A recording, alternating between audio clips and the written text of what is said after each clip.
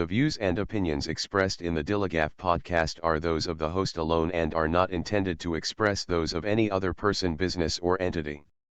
The DILLIGAF podcast is for entertainment only. These are my opinions and should not be interpreted as facts or advice. Think for yourself. Keeps you up at night, yeah. Make all the demons quiet, yeah. We were built to thrive, yeah. I think that we've all had enough, yeah. I think that we've all had enough. Sick of dealing with the old plan. They know that we're calling it wrong. You got me like, oh, yeah. I think that we've all had enough. What's going on, everybody? Welcome to the DILLIGAF podcast, talking about anything and everything that interests me. It makes me think, laugh, cry, scream, rage, or say, what the fuck? You'll hear about it. My name's Tom. I'm your host. I want to thank everybody for watching or listening on YouTube, Spotify, or wherever you get your podcast from. Make sure you follow, like, subscribe, share, rate, comment. All that stuff really helps out the show. And also make sure you're following on social media on all platforms. You can find the show at DILLIGAF_pod. And you can find all that stuff on my Linktree, which is Linktree/DILLIGAF_pod, or scan the QR code right there in the corner of the screen. And you'll find all the links to pretty much everything. And if you ever want to shoot me an email, it's dilligafpod@gmail.com. So today we are continuing our discussion of conspiracy theories. Also, real quick, want to apologize for not having a show out last week. Like I said in the little video I posted on social media, life just kind of got in the way. It was a super busy week, so I just didn't have time to record. But here we are, and today we are talking again, like I said, about conspiracy theories, and today it is the JFK assassination. Which I call the mother of all conspiracy theories. It's my favorite conspiracy theory just because there are so many around it. And like I was saying on the last show, some of these theories are plausible. If you sit and think about it for a minute, it's like, okay, that could have actually happened. It actually makes some sense. And some of them are just ridiculous, which you'll find out as we move along here today. But so let's get into it here a little bit. I'm going to start off with the official story with the JFK assassination. And I'm saying JFK, I'm talking about John Fitzgerald Kennedy, President of the United States back in the 60s. I know, possibly some people haven't heard of him. I don't know, especially if you're not in the US. Who knows? But John F. Kennedy, former President of the United States, was assassinated while he was in office.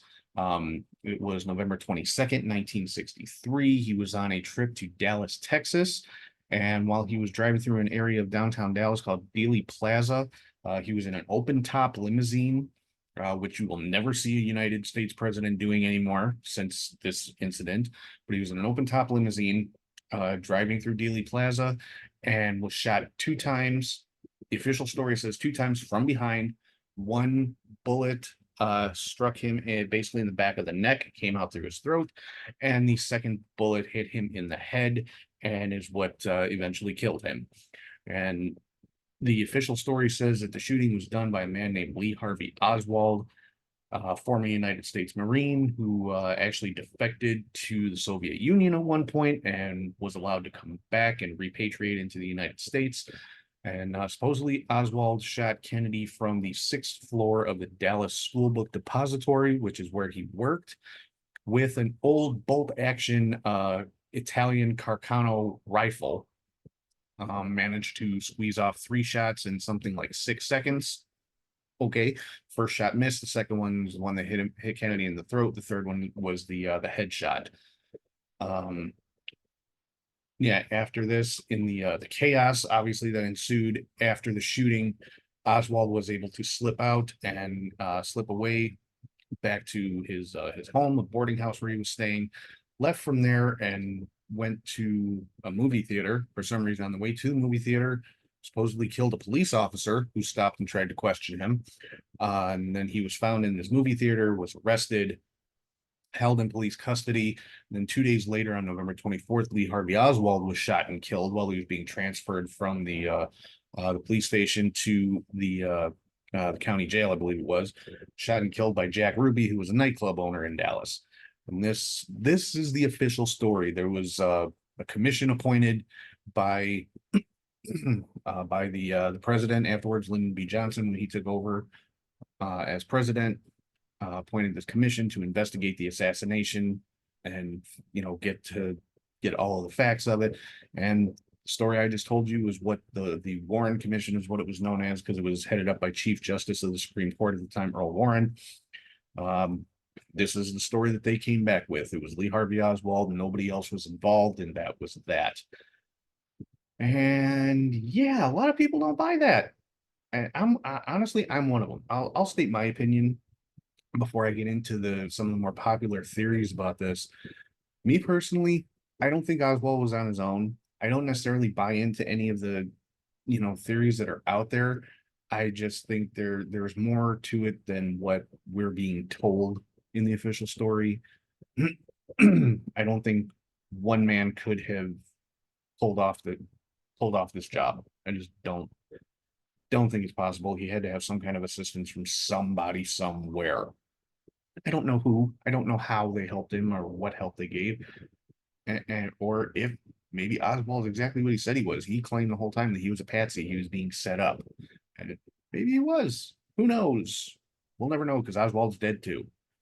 But yeah, a lot of people question the Warren Commission story because there were some inconsistencies and there were allegations of witnesses being intimidated, because instead of the Warren Commission bringing in independent investigators to go over the evidence and accumulate the evidence and everything, question the witnesses, they used the FBI and the CIA to question witnesses and gather evidence. And there were accusations of witnesses being intimidated, saying that, well, I heard this many shots, and the FBI agent questioning them would be like, no, you heard this many. People claim to have heard as many as 6 shots that day, but the official story says there was only 3. Now, granted, it's a big open area. We've got echoes and all other kind of noise going on. Maybe somebody threw some fireworks, who knows? But there were people who claimed to heard a lot more than 3 shots, but they were pretty much told, no, that's not what you heard. What you think you heard is not what you heard. And again, these are claims that the FBI and the CIA intimidated witnesses. There are claims that the Warren Commission just flat out ignored testimony, did not put it into the report, because there were several people who claimed to have seen smoke and muzzle flashes coming from a completely different area than the school book depository, which was behind Kennedy. People were claiming that they saw and heard shots coming from an area called the Grassy Knoll, which was in front of Kennedy. And there's a home movie out there. It's known as the Zapruder film. And it's the best evidence that there is of what happened that day. And a gentleman named Abraham Zapruder was there watching Kennedy's motorcade with his home video camera and got the assassination on film. And you can see Kennedy's head clearly does this kind of motion, line made famous by the movie JFK, which I'll talk about a little bit later. But Kennedy's head moving back and to the left as if he was shot from the front, which is where the Grassy Knoll would be, where so many people said they saw and heard gunshots coming from. But Warren Commission ignored those people's testimony, did not even take it into account. Got no testimony. There was another area in Dealey Plaza called Triple Underpass, with basically an elevated highway, and then the street that Kennedy's limo was driving on went under it. There were people in that area, again, saying that they saw smoke and smelled gunpowder and things like that. Those people were never even questioned by the Warren Commission. They confiscated cameras and film and video from other people that were there taking pictures and taking video. And those pictures and films have never, public has never seen them. They've never seen the light of day. They were supposedly confiscated by the FBI or the CIA, and the owners never got them back, and they were never put into evidence in the Warren Commission report. And like I said, none of it's ever been made public. So we have no idea what any of those things might have shown. Supposedly there were documents that were withheld. There was accusations of evidence tampering with the limousine itself, saying there's a story out there that right after the assassination, the limousine was taken, sent to the Ford Motor Factory to have the windshield replaced because there was a bullet hole in it. So and which would indicate a shot coming from the front potentially, and things like that. There's a photo of Lee Harvey Oswald supposedly holding the rifle that he used to assassinate Kennedy. There's a lot of questions around that photo. It's of Lee Harvey Oswald in his backyard, supposedly, but a lot of people say that that photo is fake, that it was constructed, basically. So a lot of questions around that.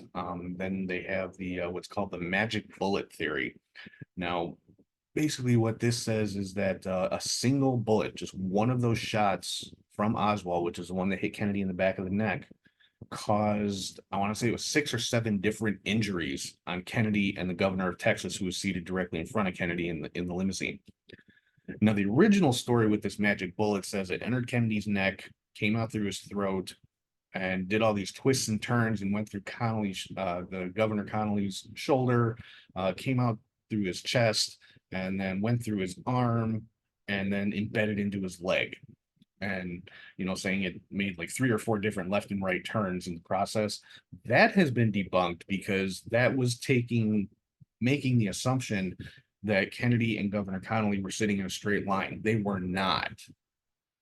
It was a 3-row limousine they were sitting in, and Governor Connolly's seat was set in from the doors. So he was basically Kennedy's neck lined up with the governor's shoulder. So if the bullet went in the back of Kennedy's neck, came out through his throat, and continued on in a straight line, it would have gone right into the governor's shoulder. So that part, okay, but still, for a single bullet to go in and out of a human being that many times, into Kennedy's neck, out his throat, into the governor's shoulder, out his chest, into his wrist, out the other side of his wrist, and into his leg. That's a lot of entry and exit wounds for one bullet. So there's a lot of questions around that. But yeah, the so-called magic bullet kind of been debunked because, like I said, Governor Connolly's seat in the limousine was set in and was lower than President Kennedy. So Kennedy was elevated and all the way on the outward part of the limousine. So they were in a straight line. That much has been shown to be true. But yeah, so all of these questions around the Warren Commission report, and then we'll get into some of the conspiracy stuff that's talked about a lot. But first and foremost, I want to talk about the New Orleans conspiracy. And this, basically what this revolves around is the district attorney of New Orleans at the time, a man named Jim Garrison, is the only person ever to bring a trial in the assassination of John F. Kennedy, and that's covered in the Oliver Stone movie JFK, which is a really good movie. It's actually one of my favorite movies. So if you have time, check it out. It's a bit lengthy and it throws a lot of information at you very quickly. So it's one of those you got to pay attention to, but very interesting movie. It covers a lot of these theories, but basically saying that the assassination was a conspiracy between the CIA, the military, and basically people that were pissed off at Kennedy for one reason or another.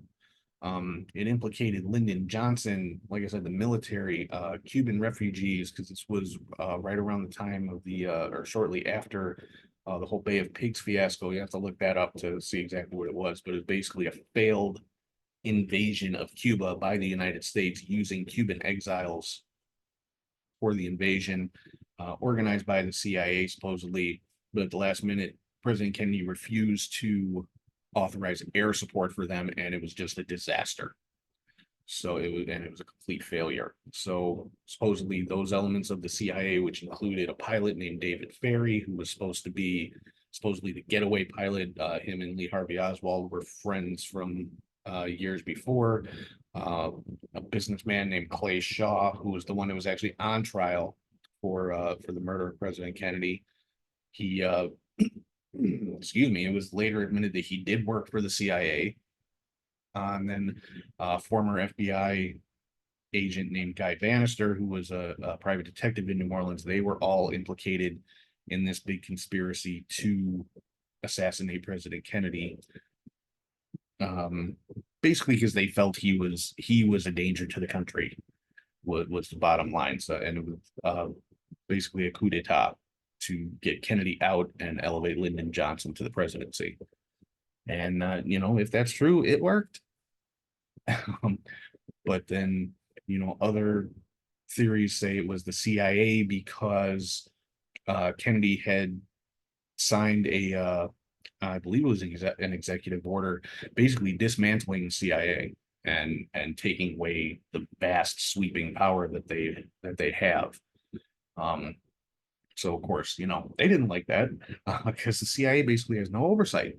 So, and that's not really a good thing. So, a lot of people say that the CIA was behind it. They say the Secret Service may have had something to do about it, because if you watch the Zapruder film, Secret Service people aren't real quick to react. The Secret Service agent in the limousine doesn't move. It's the one of the follow agents who's on foot behind the limousine that actually runs up and tries to do something, tries to protect Kennedy's wife at the time. So, and there's actually one specific theory involving the Secret Service, that it was a Secret Service agent that shot Kennedy by mistake. That saying that in the follow car behind Kennedy's limousine, once the first shot was heard, an agent in the back seat of that car reached under his seat, pulled out his rifle, stood up, and as he stood up, the driver accelerated, made him fall back, and as he did, he pulled the trigger, and that's what shot Kennedy. That's a bit far-fetched for me.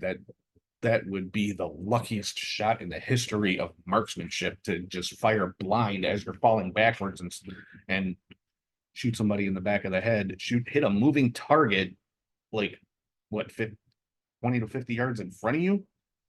So that's one of those I say, I don't think so. That one to me doesn't hold a whole lot of water. There's other people that say it was the military that masterminded the whole thing, because Kennedy did not want to get involved in the war in Vietnam. And let's face it, wars make money. And that's the bottom line. That's what keeps the military in business. And if you think the military is not a business, yeah, it's all about making money and having the biggest toys. It's called capitalism, folks, and that even applies to the military. But the military bigwigs, the generals and admirals and all of them didn't, they wanted the war in Vietnam, because wars are profitable. They always have been. That's just unfortunately the way the world works. But and then some more inconsistencies were with Kennedy's autopsy.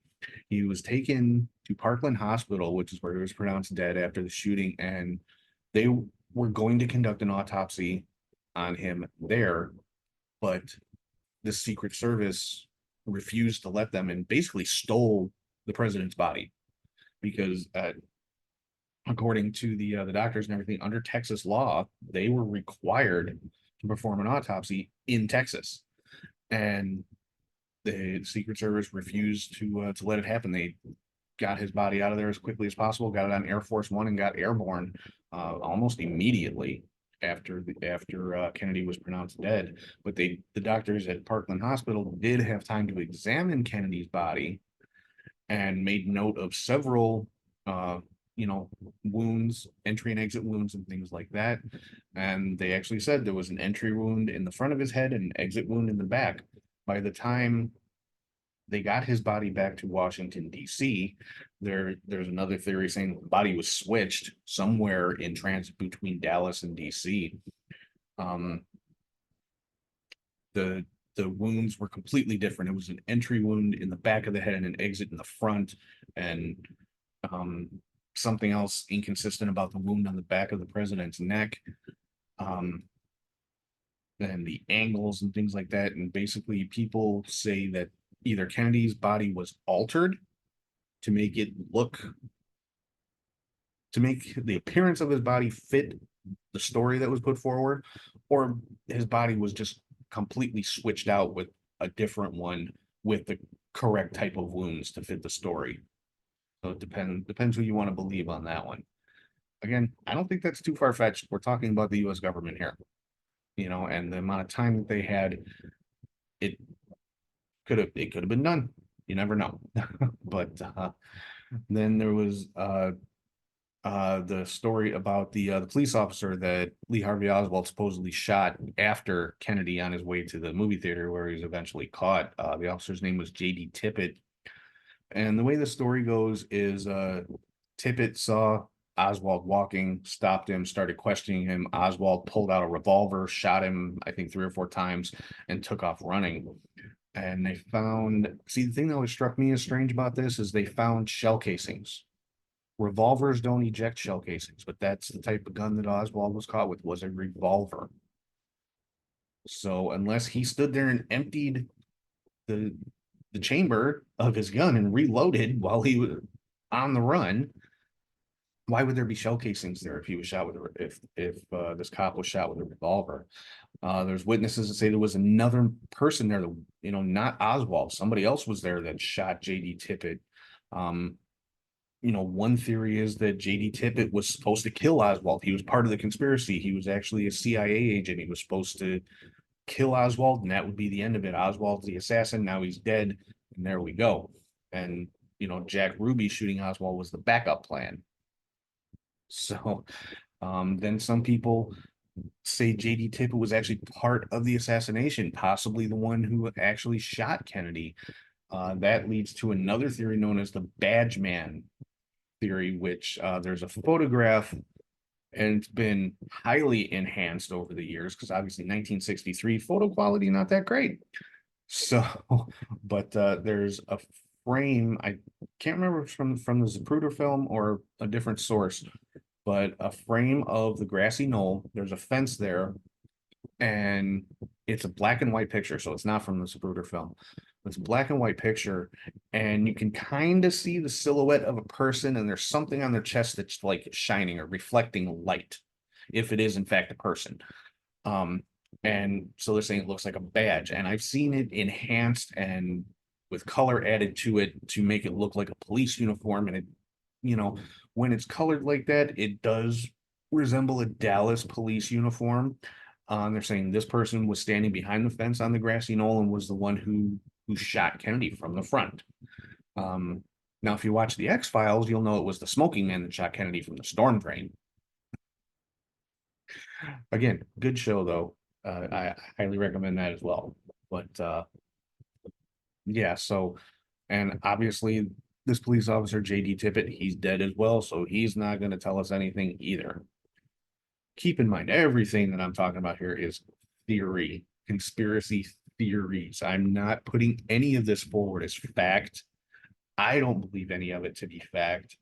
Like I said, I think that there is more to the story than what we're told, but I don't know what it is. I think there was more than just one person involved in it, but I don't know who else. I don't know why. I don't know when, where, how. I don't know any of that. That's just my personal theory. I think it was more than one person. And I do think Kennedy was shot from the front, just based on, what I've seen. So that's what I think. But continuing on, I just talked about the potential bodies being switched or being tampered with. Then there was another group of people that's referred to as the Three Tramps. Now, behind this grassy knoll was a rail yard.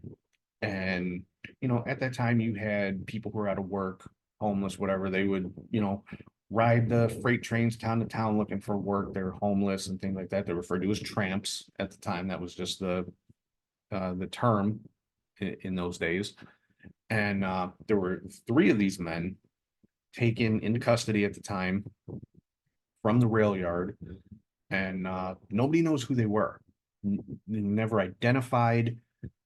There's theories as to who they were. One of them was supposedly a oh God, basically a serial killer who actually would, if you know the actor Woody Harrelson, his father was one of the people who was thought to potentially be one of these three tramps.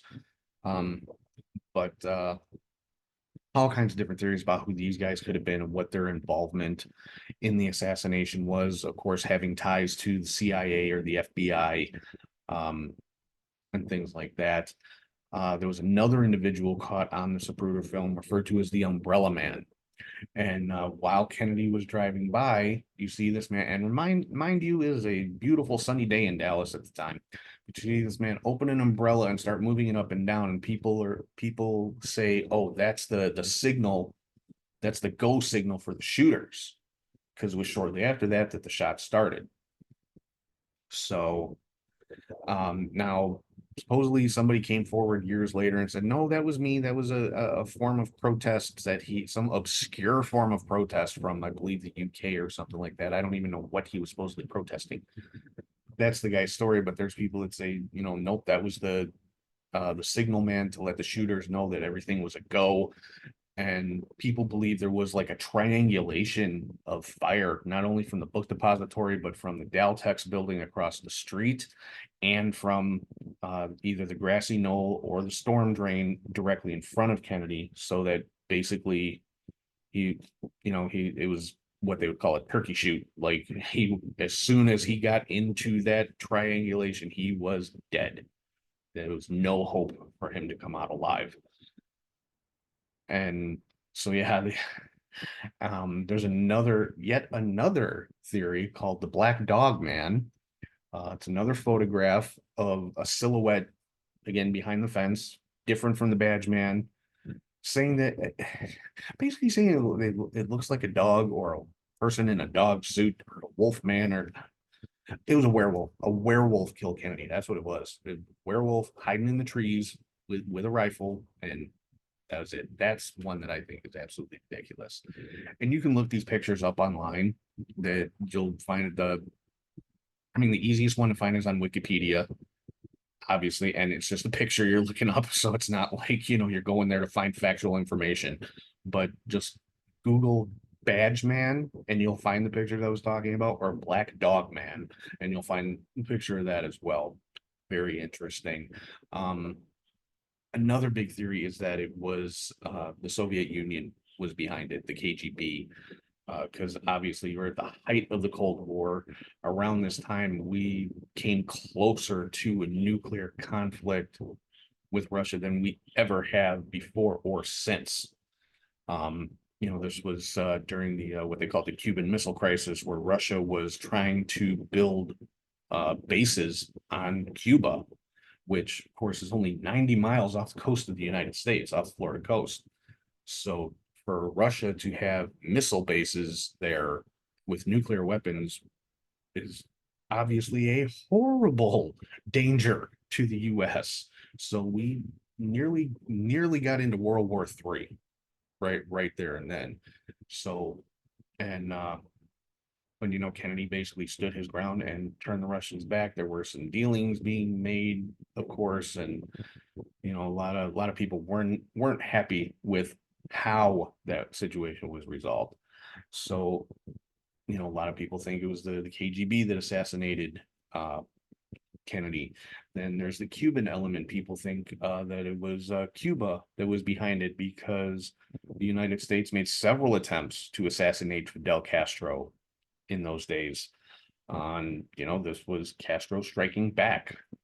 And, that, again, that's a plausible theory, because the CIA has admitted, yes, we tried to kill Castro many times and failed every damn time. So, you try to kill somebody that many times, they're going to get a little pissed, and they're probably going to strike back. So that's not too far-fetched to think that maybe Cuba had something to do with it. Then there is the theory that says that the mafia organized the whole thing, which, again, not that far-fetched.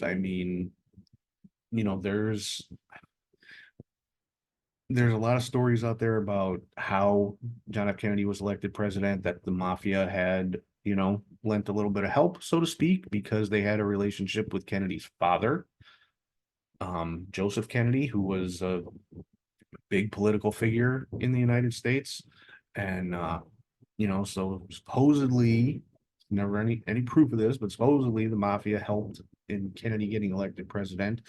And when he was elected, he made his brother Robert Kennedy the attorney general, and he went full bore after the mafia to dismantle them and take them down as much as he could. So, the mafia saw that obviously as blatant disrespect, and that's just not acceptable to them. So, people think the mafia had a big hand in the Kennedy assassination.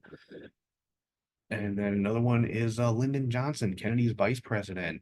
Kennedy was just getting ready to run for his second term, and he had made it known privately, but made it known he did not intend to keep Lyndon Johnson as his vice president. He wanted somebody younger and somebody more, I guess, more liberal, I guess would be the right way to say it. Somebody more along his own lines of thinking. When I say his, I mean Kennedy's. So, Lyndon Johnson was basically about to be ousted. So instead of that happening, what happens? Kennedy's killed and Lyndon Johnson is now the president. So he had quite a bit to gain and quite a bit to lose if Kennedy had survived. So again, I don't think it's a far-fetched theory to say that Lyndon Johnson had some type of involvement. I'm not saying he was directly involved and hired the trigger man himself, but if there was a conspiracy, it had to have gotten approval from somewhere. So, and then there's another one that's just so left field. It's almost comical, but there is actually a theory that George Bush Sr. had some kind of involvement because at the time he was working for the CIA, and he's from Texas. So, I guess there's kind of a connection you can make there. But yeah, apparently George Bush Sr. was in Dealey Plaza that day and had, maybe he was the overseer of the whole operation. Who the hell knows? But there's a documentary out there about it. I tried to watch it, but I just could not get through the damn thing. So, but if you want to know more about that one, feel free. I don't remember the name of the documentary. There's tons of documentaries about the Kennedy assassination, looking at it from every angle you can think of. Like I said, I personally love the movie JFK just because it's very interesting. It presents a very interesting point of view and makes some valid points, in my opinion. Do I think it's true? No, I mean, that's the whole thing. There's no proof of any of this. That's why it's called conspiracy theories. And are some of them plausible? Absolutely. Could the CIA have done something like this? Hell yes, they could. Could the military have? Yes. Secret Service? Probably. The FBI? Probably. J. Edgar Hoover was no fan of Kennedy. So, not a big stretch to think that maybe J. Edgar Hoover had some involvement in it, or the FBI as a whole. And if there was some kind of conspiracy, obviously it's got to be covered up. So there you have the Warren Commission with the suppressing evidence and ignoring testimony, fabricating evidence, falsifying things. But you also have to take into account you got the CIA, the FBI, the Secret Service, the military, the mafia, the vice president, the Dallas Police Department, what else? Russia, Cuba. You're talking thousands of people that would have to be involved in this at one level or another. And I mentioned it in the first episode about conspiracy theories. There's that old saying, the only way two people can keep a secret is if one of them is dead. You're talking thousands of people having to keep this secret. Now, granted, there have been some mysterious deaths surrounding the Kennedy assassination as far as like witnesses and things like that. Not nearly as many as some people would purport there to be. I mean, there's people out there that say, oh, there have been hundreds of, mysterious deaths around the Kennedy assassination, and they got this huge list, but if you really look at it, some of these people died decades later of a heart attack. That's not a mysterious death, you know. Now, the witness who was found dead on the side of the road 3 days after saying they're going to kill the president after she, while she was in the hospital. Look that one up. That one's interesting to me. Yeah, that's a mysterious death. This lady supposedly had knowledge of what was going to happen in Dallas, and a couple days later, they find her dead on the side of the road. So, there have been some mysterious death, not nearly as many as some people would like there to be. So there is a lot of mystery and a lot of questions around the death of JFK. And a lot of the documentation at this point has been released. The stuff was like sealed and locked away since 1963. And I think the most recent documents got released in 2022. So, you're talking 60 years almost. And, nothing significant has been found in any of this documentation that was kept secret for so long. And I think at this point they said 98% of all documentation taken as evidence or whatever it might be has been released. Do I believe that's true? I don't know. I don't fully believe that. Like I said, I think there's more to the story than just what we're told. I think there's more than just Lee Harvey Oswald perched in a window, 200-300 yards away with a cheap Italian rifle that had that was not good as far as accuracy or reliability. So, I personally do think there's more to it, but just the scope of some of these theories makes it impossible to me, in my opinion. That many people can't keep a secret. It's just not, it goes against human nature. So if there was some big vast conspiracy, I think somebody would have talked. I mean, Jack Ruby was one person. He was the man that killed Lee Harvey Oswald. He actually died in prison. He wasn't killed or anything like that, but he did talk to the Warren Commission. He basically wanted to be taken into protective custody before he would talk, because he would not say anything. And he died of cancer while he was in prison, and he said they gave it to him while he was there. So I don't know about that. He might have been a little bit nutty, who knows? But he, again, apparently had some strong mob connections, and so that's one thing that leads people to think that the mafia was involved in the assassination. And again, like I said, Robert Kennedy, the Attorney General at the time, was just going hard after the mafia, wanted to completely dismantle them, wanted to eliminate organized crime in the U.S., which lofty goal, probably never happened completely, but again, another reason for the mafia to want to take some action against the Kennedy family. And then a few years later, Robert Kennedy himself was assassinated while he was running for president. And there's a lot of questions around his assassination and the person who supposedly shot him. And I'm not even going to get into all that, but it's just an extension of the JFK assassination. So there's a lot of interesting theories out there. I definitely, if any of this has caught your interest, caught your attention, go look it up, read into it further, because you could spend days just reading and watching documentaries and just compiling information about the JFK assassination, because people obsess over it. I was accused of obsessing over it by someone who shall not be named. Let's just say we don't speak anymore. But it was, it was said to me, "Oh, you're so obsessed with it." I'm like, no, I find it freaking fascinating. I want to learn as much as I can about it. There's all these theories out there. I want to learn all of them.